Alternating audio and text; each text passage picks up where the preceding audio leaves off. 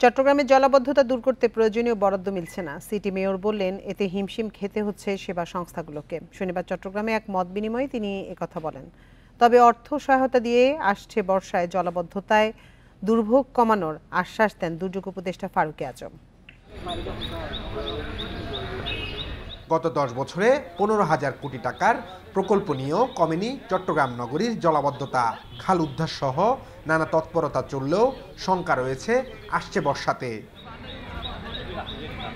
এই সংকটকে সর্বোচ্চ গুরুত্ব দিচ্ছে অন্তর্বর্তী সরকার। 4 উপদেষ্টাকে দেওয়া হয়েছে বিশেষ দায়িত্ব। মত বিনিময় সভায় চট্টগ্রাম উন্নয়ন কর্তৃপক্ষ জানায় 36টি খালে পানি প্রবাহ স্বাভাবিক রাখার চেষ্টা চলছে। খালের মুখে স্থাপিত 12টি স্লুইস গেট বর্ষার আগেই খুলে দেওয়া হবে।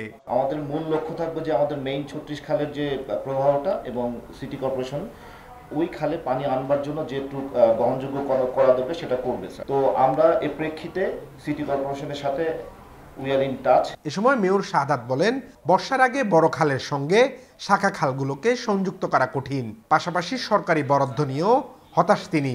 100 কোটি টাকার মধ্যে 5 কোটি টাকা বোধহয় বরাদ্দ দিয়েছে, সেটা এখনো পাওয়া যায়নি।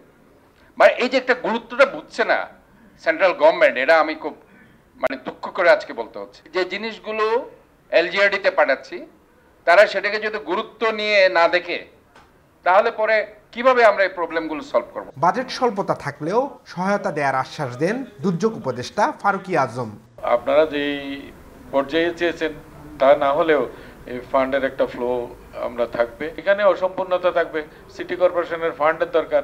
এটা নিয়ে যথাযথ জায়গায় দেন দরবারও যদি আমাদের যেটুকু করতে হয় আমরা ততটুকুই করব। চট্টগ্রাম নগরীতে ছোট বড় 57টি খাল রয়েছে, আর নগরে রয়েছে প্রায় 1600 কিলোমিটার নালা।